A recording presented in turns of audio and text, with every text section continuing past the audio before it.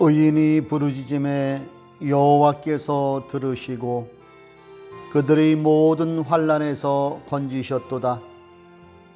여호와는 마음이 상한 자를 가까이 하시고 충심으로 통회하는 자를 구원하시는도다.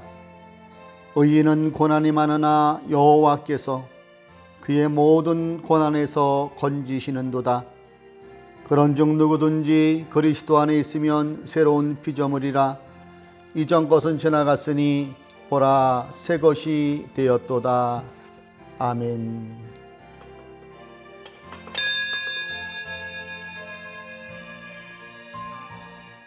우리 다 함께 그 자리에서 찬송가 1장으로 하나님께 영광 올리시겠습니다.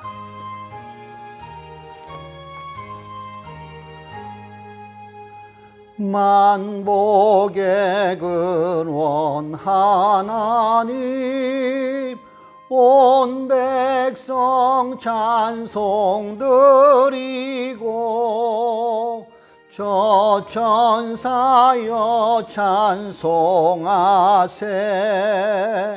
찬송 성부 성자 성령 아멘.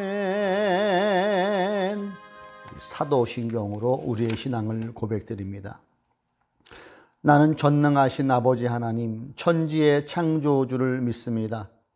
나는 그의 유일하신 아들 우리 주 예수 그리스도를 믿습니다.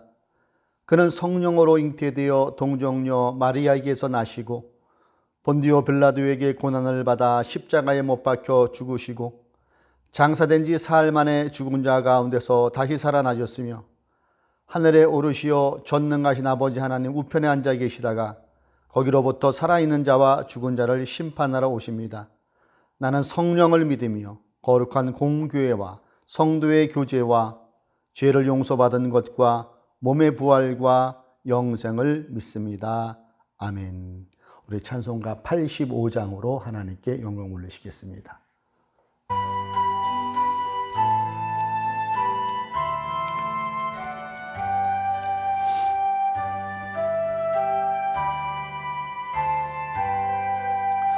구주를 생각만 해도 이렇게 좋거든. 주 얼굴 배울 때야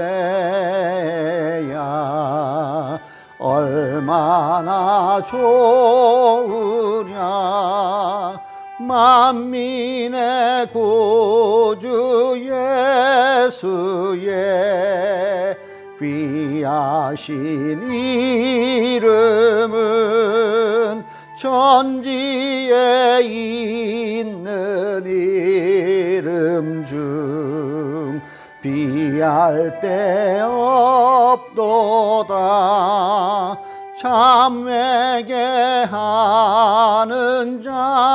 자에게 소망이 되시고 구하고 찾는 자에게 기쁨이 되신다.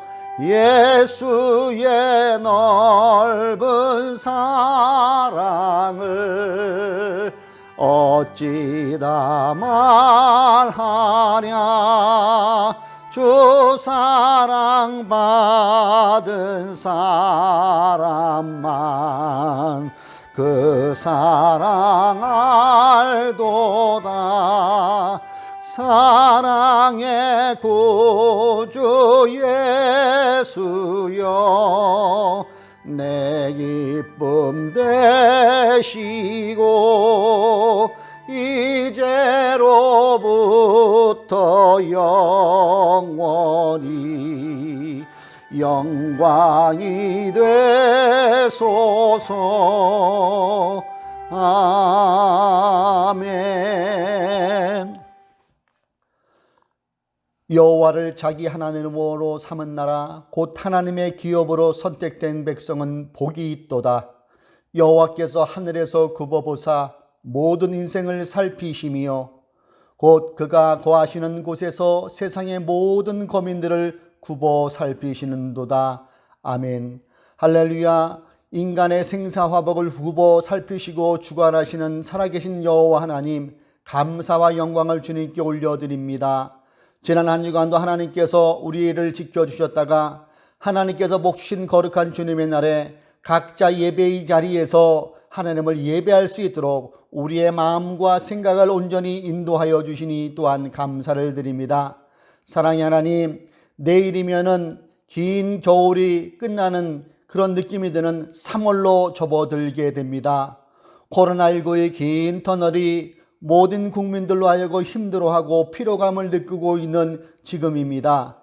바라옵기는 이 코로나가 속히 물러가게 하여 주시고 모든 국민들의 생활이 정상화로 돌아갈 수 있는 그날이 임하게 하여 주옵소서.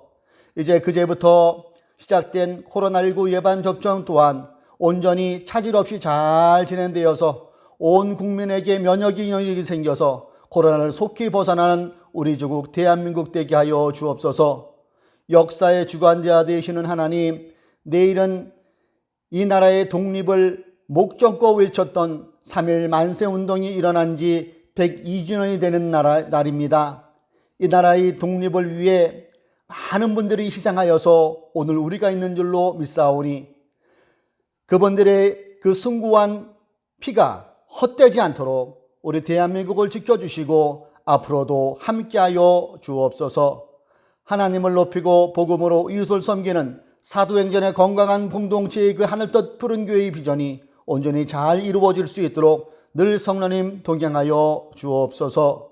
이제 다가가는 봄과 함께 우리의 심령이 더욱 새로워지고 더욱더 하나님을 바라보길 원합니다. 성령님 늘 동행하여 주옵소서. 이 시간 우리들이 얼굴을 맞이대하고 못하고 예배를 드리고 있지만은 그 자리에 성령님이 함께 하심을 믿으며 오늘도 온전히 주님을 예배하는 예배되게 하여 주옵소서. 주님을 사랑하는 마음 담아 귀한 예물도 드렸습니다. 주님께서 기쁨으로 흠양하여 주시고 오늘도 우리가 주님의 말씀을 함께 나눌 때에 피차 은혜되는 아름다운 시간 되게 하여 주시고 은혜 충만한 시간 되게 하여 주옵소서. 시정을 주님께 의탁하며 우리를 구원하여 주신 예수님의 이름으로 기도드립니다. 아멘.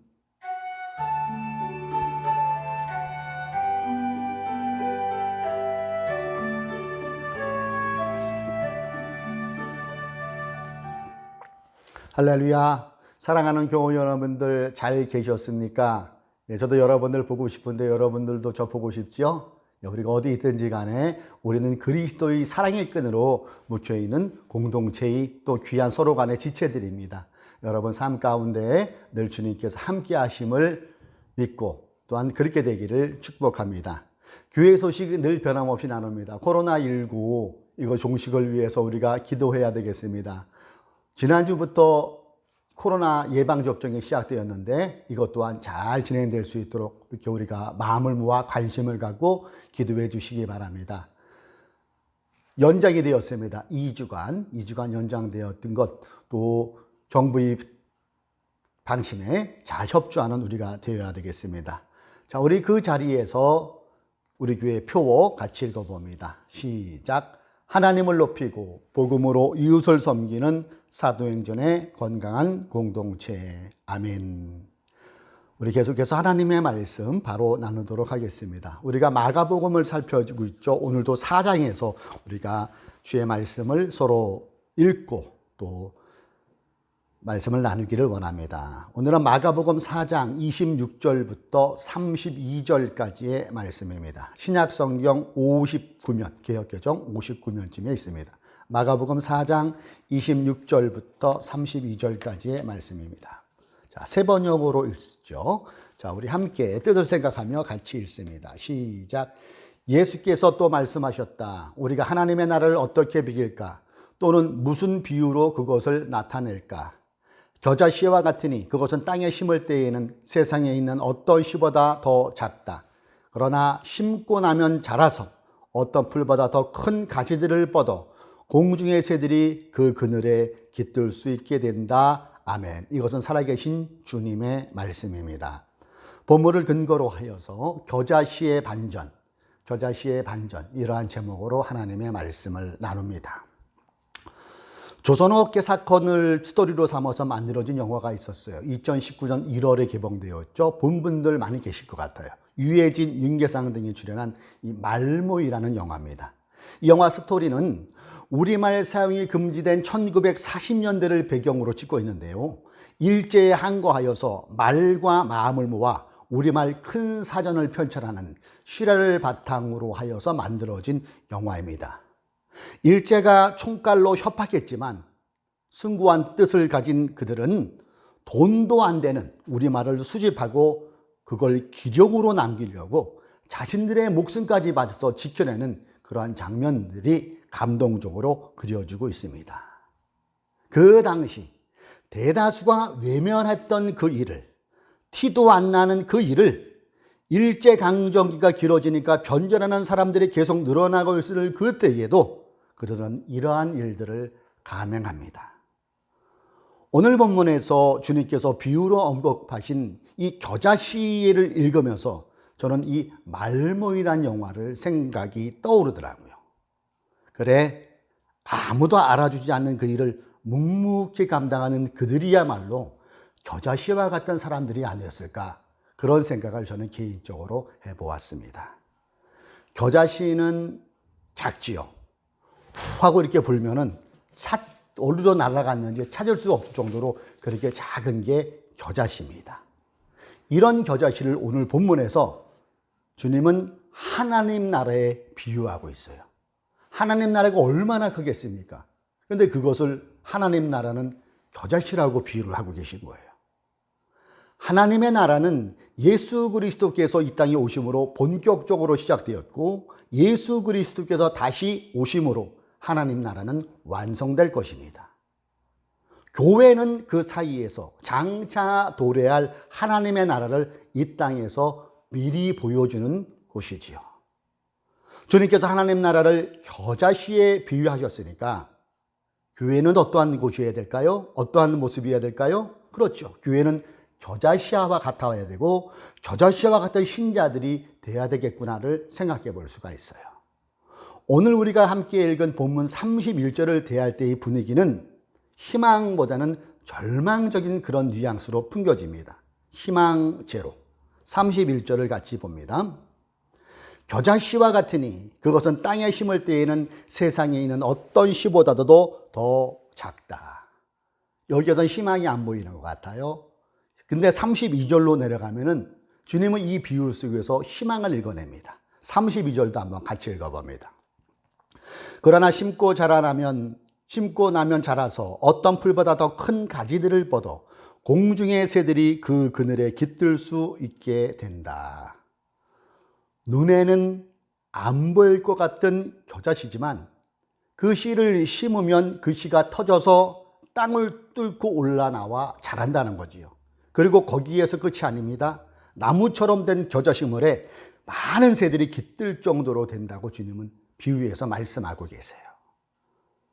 여러분은 예수님의 겨자씨 비유를 통해서 어떤 생각이 드십니까? 이 겨자씨 비유를 통해서.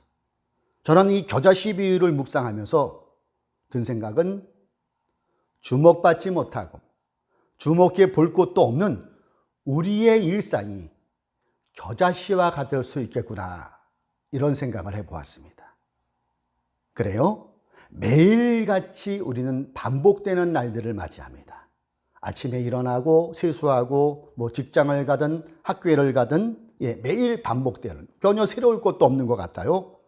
더군다나 요런저런 코로나 시기에는 사람들 만나기가 꺼려지잖아요. 대부분이 집콕, 방콕을 하고 있는 게 대부분의 우리들의 일상인 것 같아요. 나만의 시간이 처음에는 좋았지만 많아지니까 지루하고 또 집콕, 방콕이 피로감을 줄 수도 있겠지요.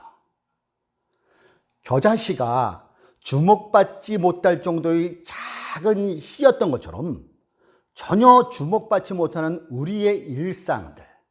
그런데 이런 일상이 인생이라는 밭에 뿌려지고 씨앗이 터져 자라면 어떻게 될까요? 마치 자동차 바퀴처럼 매일 반복되는 어제와 오늘. 그런데 여러분 가만 생각해 보세요. 어제와 오늘이 똑같은 것 같지만 아주 똑같지는 않지 않습니까? 엄밀히 따져보면 어제와 오늘은 다른 날입니다. 한 예를 들어볼까요? 온도 어때요? 어제 날씨와 오늘 날씨 미세한 차이일지라도 차이가 있어요. 날아다니는 미세먼지 수치도 다른 게 어제와 오늘입니다. 또 나이가 들어가는 우리 중년 여러분들은 어떨까요? 눈가에 이 잔주름이 어제보다는 오늘 좀 더 생겼을 것 같아요. 그렇죠? 또 이 귀 밑 흰머리가 보여서 안 보일 뿐이지 면밀히 늘어날 수도 자라났을 수도 있었을 겁니다. 이처럼 똑같은 것 같지만 똑같지 않은 게 우리가 매일 맞이하고 보내는 날들이라는 겁니다. 주목받지 못하는 겨자씨와 티 안 나게 반복되는 일상이 많이 닮아 있다고 여러분 느껴지지 않나요? 겨자씨가 땅에 심어질 때 햇빛과 물이 식물을 자라나게 하는 것처럼 평범한 일상이 우리의 인생밭에 심어지면 자라나게 된다는 것 생각해 보신 적 있으십니까? 사랑하는 교우 여러분, 평범함의 가치를 아는 사람이 지혜로운 사람일 거예요. 평범함의 가치. 저는 이 구약 성경에 이렇게 보면은 그런 지혜로운 여인들 또한 지혜로운 사람들이 많이 등장하는 것을 많이 보게 되는데 그 중에 지혜로움의 으뜸이 룻이 아닌가 하는 그런 생각을 개인적으로 해본 적이 있어요. 이 룻을 읽어보면은 참 지혜로운 여인이구나 그런 생각을 하곤 합니다. 그는 과부 시어머니 나오미를 따라서 시부모님이 살고 있던 베들레헴으로 돌아옵니다. 그리고 룻 또한 젊은 나이에 남편을 잃었다고 성경은 기록하고 있어요. 그러니까 한마디로 쌍과부예요. 시어머니도 과부, 본인 며느리도 과부. 생각해 보십시오. 대가 끊긴 가문, 폭망한 가문, 재기할 수 없는 희망이라고는 전혀 없는 상황에 직면한 시어머니 나오미와 룻. 오죽하면 나오미가 한탄저로 말하는 그 장면이 룻기 1장 20절과 21절에 나오더라고요. 자, 화면을 보시고요. 제가 읽어볼까요? 나오미가 그들에게 이르되 나를 나오미라 부르지 말고 나를 마라라 부르라. 이는 젖는 자가 나를 심히 괴롭게 하셨음이니라. 내가 풍족하게 나갔더니 여호와께서 내게 비어 돌아오게 하셨느니라. 여호와께서 나를 징벌하셨고 젖는 자가 나를 괴롭게 하셨거늘 너희가 어찌 나를 나오미라 부르라 하느냐. 나오미의 한탄이 느껴집니까? 쫄딱망한 시어머니가 자기 이름이 나오미인데 지금 나오미라 날 부르지 말라는 거예요. 그리고 마라라고 부르라는 겁니다. 나오미의 뜻은 즐거움입니다. 반대로 마라는 괴롭다, 쓰다라는 뜻이에요. 얼마나 그녀의 인생이 힘들었는가를 이 표현에서 우리가 알아볼 수가 있어요. 이런 상황에다가 선민의식이라면 최고로 치는 그 이스라엘 사람들이 모압 출신 여자인 룻을 처음에는 좋은 시선으로 바라보지 않았을 거예요. 자신을 바라보는 동네 사람들의 따가운 시선, 룻이 엄청난 스트레스를 받을 수 있었을 것도 같아요. 이처럼 절망적인 상황에서 며느리 룻이 한 행동을 한번 눈여겨보십시오. 며느리 룻이 한 게 뭡니까? 시어머니를 정성껏 모시는 일이었습니다. 경제적으로 궁핍한 살림이라 남의 뱃에 가서 추수하고 떨어진 이 나달들, 보리 나달 같은 거를 주워다 그걸로 자신도 먹고 어머니도 해드리는 그런 삶의 연속이었어요. 이게 룻이 한 일과였어요. 주목받지 못하는 룻의 반복되는 일상이었어요. 아침에 일어나면 밥해서 시어머니 밥해드리고 밭에 나가서 하루 종일 쭈그리고 앉아서 추수하면 그 뒤에 따라다니면서 눈치 보면서 나달들을 주운 것. 이런 일상이 그녀의 삶이었다는 거예요. 예. 이러한 주목받지 못하는 일상이 그녀의 인생밭에 뿌려지는데 겨자씨처럼 티도 안 납니다. 만약에 밭주인이 그 쭈그리고 앉아서 나달을 주는 그 룻을 보고 여보세요 아주머니 왜 남의 밭에 들어가 나달을 챙깁니까? 나가세요. 만약에 얘기하면은 꼼짝없이 그 자리에서 나와야 될 그런 처량한 처지가 룻의 상황이었어요. 이런 룻의 처지를 요즘으로 치자면 고용불안에 조마조마한 가슴을 안고 살아가야 하는 비정규직 종사자들도 떠오르고요. 일용직 종사자분들, 또 우리 알바 청년들, 비슷한 상황이구나 하는 그런 생각을 해봅니다. 그러다가 룻에게 반전이 다가오기 시작합니다. 반전. 겨자씨가 자라는 것처럼 룻 그녀의 인생 밭에도 씨앗이 터지기 시작한 거예요. 그 땅의 주인이 보아스라는 사람이었는데 이 보아스가 보리 추수하는 자기 밭에 나왔다가 우연히 룻을 보게 돼요. 열심히 나다를 줍는 그 룻이 좀 희한하게 보였는지 하인에게 물어봅니다. 그리고 그 여자가 나오미의 며느리 룻이라는 것을 알게 돼요. 아, 저 여자가 시어머니를 지극정성으로 모시는 그 룻이라는 여자구나.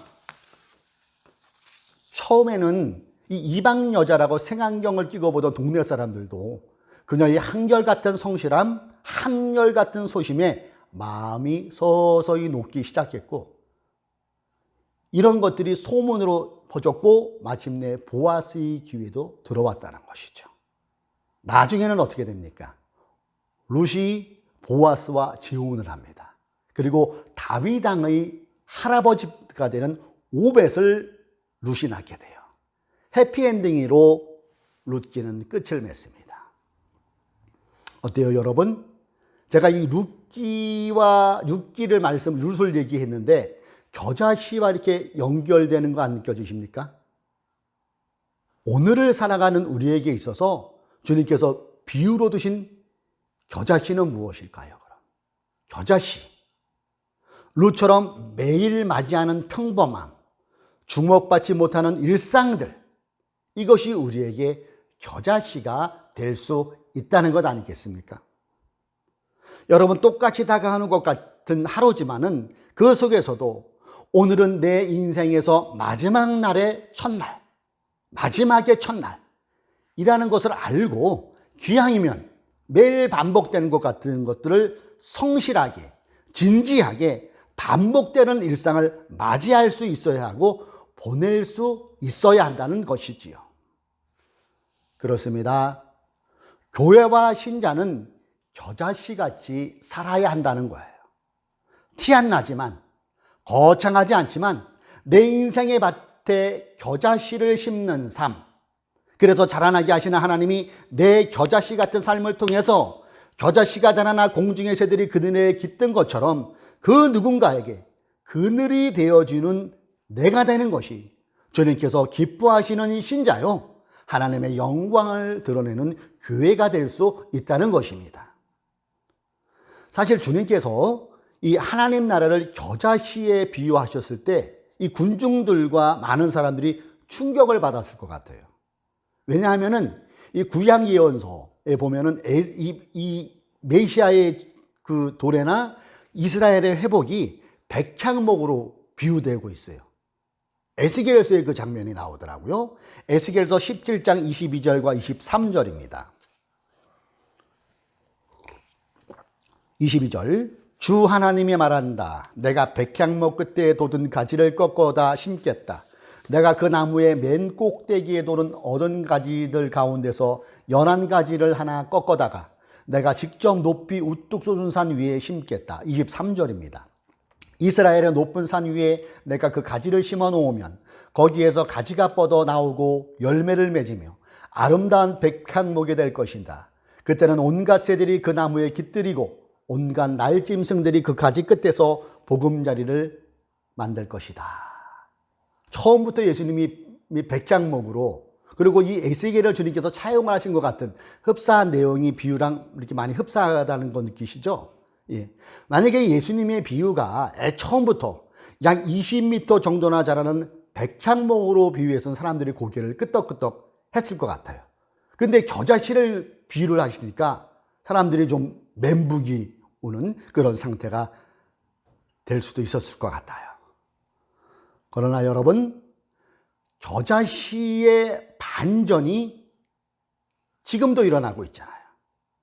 예수님께서 겨자씨의 비유를 한 2000년이 지난 지금, 갈릴리 나사렛 출신 예수가 설파한 복음이 2000년을 지나는 동안 전 세계 인구의 25%가 기독교 신자가 되었다는 것을 어떻게 누가 알기나 하겠습니까? 겨자씨 같은 복음이 퍼져서 오늘 우리도 그분을 주로 믿으며 하나님을 이 시간 예배하고 있잖아요. 그분의 비유가 현실이 되어버린 거예요. 겨자씨의 엄청난 반전이라는 것입니다. 하늘 덮으는 교회는 지금 4개월째 비대면 예배를 드리고 있습니다. 가뜩이나 성도도 많지 않은데 사실 저 혼자 이렇게 하는 것도 어색한 부분도 없지 않아 있지요. 그러면서 저는 이 겨자씨 비유를 이렇게 읽고 묵상해 보면서 이 비유를 통해서 다시 한번 소망을 부여잡게 됩니다. 사랑하는 교우 여러분, 일상의 소중함을 놓치지 맙시다. 오늘은 내 인생 마지막 날의 첫날임을 항상 마음에 새겨봅시다. 매일의 소중함을 알아 매일처럼 반복되는 것 같은 일상을 진지하게 맞이하고 의미 있게 보냅시다. 또한 예수 그리스도의 이름으로 모이는 공동체의 교회는 누구나 편히 깃들 수 있는 곳이어야 한다는 것도 기억합시다. 차별 없이 누구나 교회는 올 수가 있고 그곳에서 하나님을 예배하고 그곳에서 평안을 누리고 그 속에서 복음을 만나고 그 속에서 예수를 만나는 곳이 교회라는 것이지요. 다음 소개하는 이 내용은 무라카미 하루키, 일본 작가죠. 무라카미 하루키의 잡문에 나오는 글인데 저는 이 글을 읽으면서 코로나19 시대, 특별히 코로나를 살아가는 이때의 교회의 모습이 이러해야 되겠구나 하는 것을 느껴봤어요. 잠시 글을 읽어보겠습니다. 소설을 쓴다는 것은 다시 말해 이야기를 만드는 일이라고 생각합니다. 이야기를 만드는 일은 자기만의 방을 만드는 것과 비슷합니다. 방을 마련하고 그것으로 사람들을 불러 편안한 의자에 앉히고 마시는 음료를 내놓고 상대가 그것을 아주 마음에 들게 하는 것, 마치 자기만을 위한 장소인 것처럼 느끼게 하는 것. 무라카미 하루키의 잡문에서 제가 발췌한 겁니다. 저는 이 글을 읽으면서 코로나19 시대의 교회의 모습을 생각해 보았어요. 교회는 장차 이 말 하나님 나라를 미리 보여주는 곳이라고 제가 말씀드렸어요. 예. 하나님 나라는 겨자씨와 같다는 주님의 말씀을 우리가 기억하면서 거창하고 요란한 것보다는 평범 속의 소중함을 깨달아 매일같이 다가오는 일상을 진지하게 의미 있게 맞이하고 보내봅시다. 영화 말모이의 마지막 장면쯤 그때쯤에 이런 장면이 나와요. 처음에는 독립운동을 했던 주인공의 아버지, 그가 변제를 해서 친일파 그리고 중학교 교장이 됩니다. 그리고 아들에게 국어 편찬을 중단하라고 친일로 돌아설 것을 강력하게 강요하죠. 그러면서 그 아버지가, 친일하는 아버지가 아들에게 이렇게 얘기하더라고요. 그땐 조선이 독립될 줄 알았지. 30년이다 30년. 너는 언제 조선이 독립될 것 같으냐? 안 되는 건 안 되는 거다. 평생 그러고 살래? 이렇게 주인공이 얘기를 해요. 친일로 변제는 아버지의 물음에 주인공이 이렇게 대답하더라고요. 네, 그럴 겁니다. 그럴수록 더욱 말모이를 만들어야 될 거 아닙니까? 그때 이 아버지가 어이없는 표정을 주면서 아들에게 한마디 하더라고요. 정신 나간 놈. 정신 나간 놈. 그래요? 겨자씨로 살아가는 건 어찌 보면 정신 나간 사람들이 하는 짓으로 보일지도 모릅니다. 그런데 저 정신 나간 것 같은 첫 걸음을 예수님이 떼셨다는 거예요. 그 첫 걸음을 예수님이 시작하셨다는 겁니다. 그리고 이어서 그의 제자들이 그 길을 따라갔고 기독교 2000년 사이의 수많은 우리의 신앙의 선배들이 겨자씨 같은 길을 걸었다는 것입니다. 그리고 이제 우리 차례가 되었다는 것이죠. 코로나19는 지금 교회의 존재 이유를 강하게 묻고 있어요. 내부적으로 외부적으로 교회가 무엇인가를 강하게 도전해오고 있습니다. 코로나19로 시작된 이러한 교회의 존재에 대한 근본적 질문은 백향목처럼 거대한 교회보다는 겨자씨 같은 작은 교회들이 제 역할을 앞으로 해낼 것입니다. 이미 그러한 조짐들이 여기저기에서 감지되고 있음을 느껴요.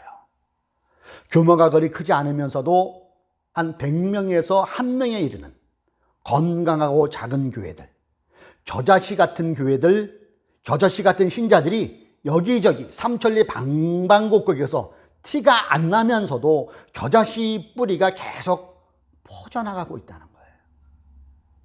시대 정신을 제대로 읽고 복음의 기반을 둔 겨자씨 같은 교회들, 겨자씨 같은 신자들, 그 속에서 겨자씨의 반전은 반드시 일어날 것을 확신합니다.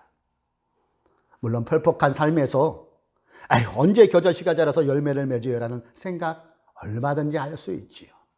그렇지만 여러분, 독립운동가들을 보세요. 신앙을 지키기 위해 순교한 우리 믿음의 선배들을 보십시오. 이분들이 왜 지금도 앞으로도 존경받아야 될 이유가 뭘까요? 이분들은 미래를 당겨서 산 사람들이기 때문에 그래요.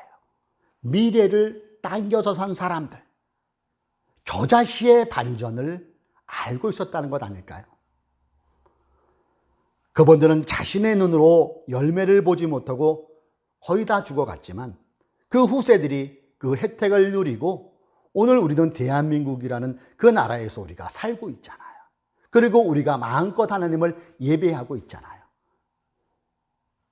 우리는 영원을 사는 사람들입니다. 예수를 믿음으로 우리는 영생을 얻은 사람들이에요. 여기가 다가 아니라는 것이죠. 그렇다면 영생을 얻은 사람답게 겨자씨의 반전을 믿고 지금부터라도 우리의 일상을 매일 반복되고 티 안 나는 것 같지만 그러한 일상들을 진지하게 의미를 부여하며 살아갈 이유가 충분히 있다는 것 아니겠습니까? 겨자씨 같은 신자, 겨자씨 같은 교회가 되어 봅시다. 겨자씨의 반전을 믿읍시다. 그리고 소망을 놓지 맙시다. 아멘. 기도하겠습니다. 하나님, 오늘은 마가복음 4장 겨자씨의 비유에 대해서 우리가 말씀을 살펴보았습니다. 하나님, 우리는 영혼을 사는 사람들입니다. 예수를 믿음으로 우리는 영생을 얻은 사람임을 믿습니다. 여기가 다가 아닌 것도 우리는 믿습니다. 이제 우리가 영생을 얻은 사람답게 겨자씨의 반전을 믿을 수 있는 우리들 되게 하여 주옵소서. 이제 이 시간부터는 우리의 일상을 더욱 진지하게 하루하루의 삶에 의미를 부여하며 살아내게 하여 주옵소서. 그러므로 우리 하늘뜻 푸른 교회 모든 교우님들이 겨자씨 같은 신자가 되게 하여 주시고 우리 교회가 겨자씨 같은 교회가 되게 하여 주옵소서. 겨자씨의 반전은 오늘도 일어남을 믿습니다. 성령님, 우리와 동행하시고 한 주간도 함께하여 주옵소서. 예수님의 이름으로 기도드립니다. 아멘. 우리 결단의 찬양하도록 하겠습니다. 주여, 나로 하여금 겨자씨의 반전을 믿게 하시고 하루하루의 삶에 의미를 부여하고 겨자씨 같은 삶을 살게 하소서. 밤 깊도록 동산 안에 주와 함께 있으려 하나 괴로운 세상에 할 일 많아서 날 가라 명하시나 주님 나와 동행을 하면서 나를 친구 삼으셨네. 우리 서로 받은 그 기쁨은 알 사람이 없도다. 아멘. 한 주간도 주님 안에서 겨자씨와 같은 삶을 살아가는 저와 여러분 되기를 주님의 이름으로 축복합니다. 여러분 모두를 사랑하고 축복합니다. 아멘.